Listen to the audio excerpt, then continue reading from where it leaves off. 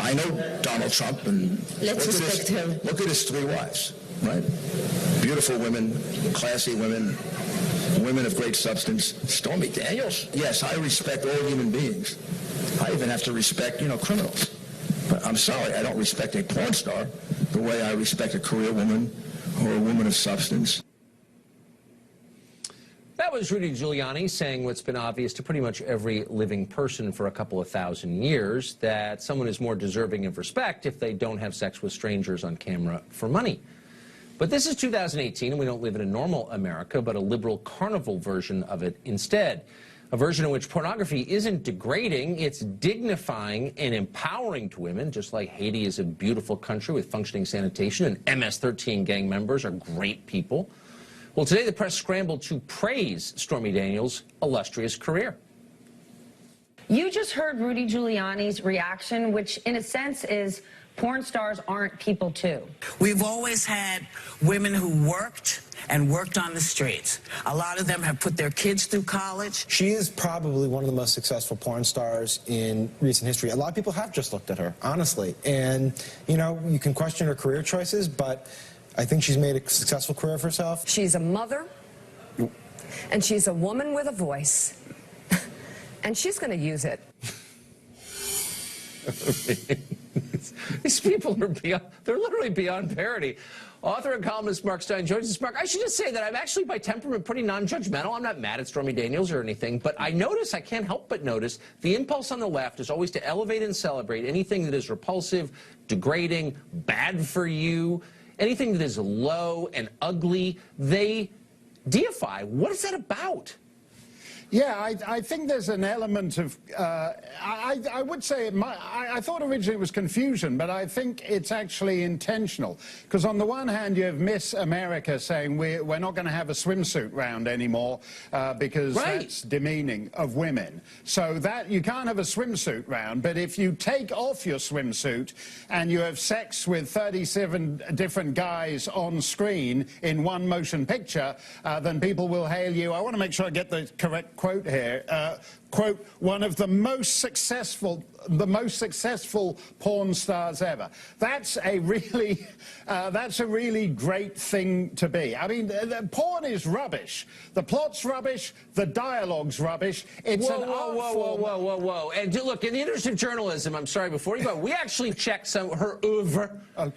Her films on IMDb, and here are some of them, and you may not be familiar because maybe you're not as cultured as some of us. Sex Bots, Program for Pleasure, Trailer Trash Nurses. I mean, these are the ones we can sort of read on TV. Yeah. I mean, are you speaking before you've really looked in to what she's done? Well, actually, my Obamacare plan only covers me for trailer trash nurses. I went to the doctor the other day and I had to have the trailer trash nurse practitioner, so that didn't really work out for me.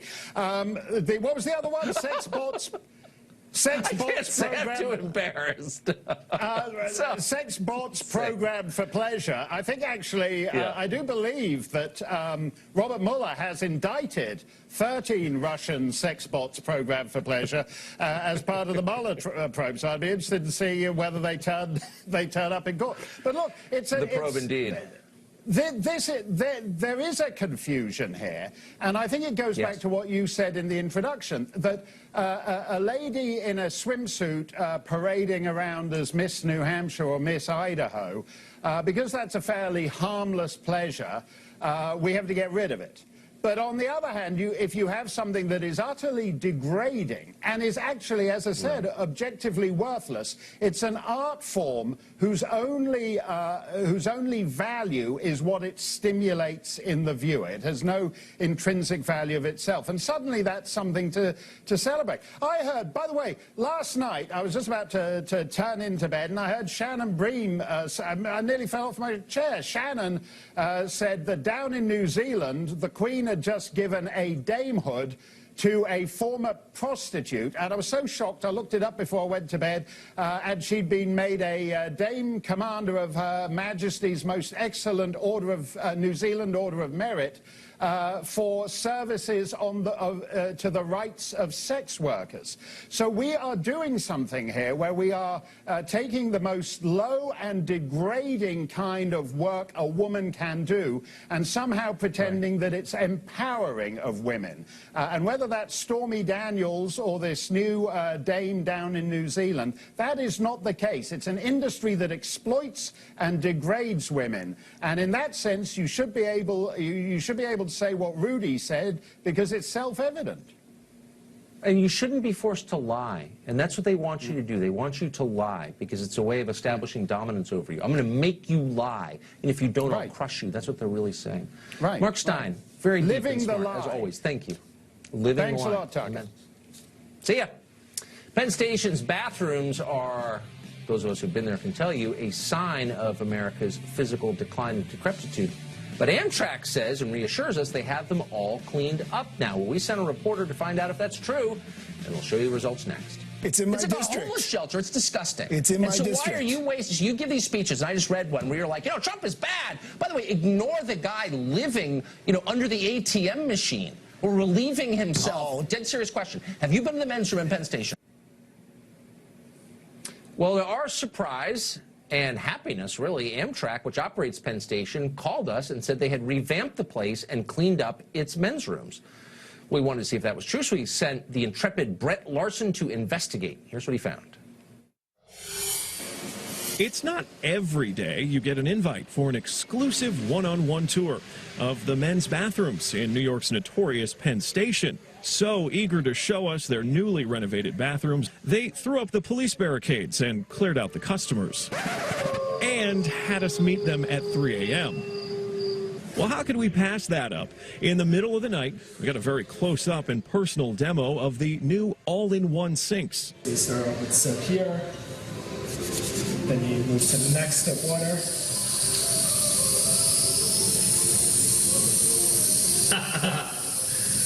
Technology's fun. But remember, Penn Station is notorious for its problem with homelessness. The down-and-out and drug abusers come here each night to hang out.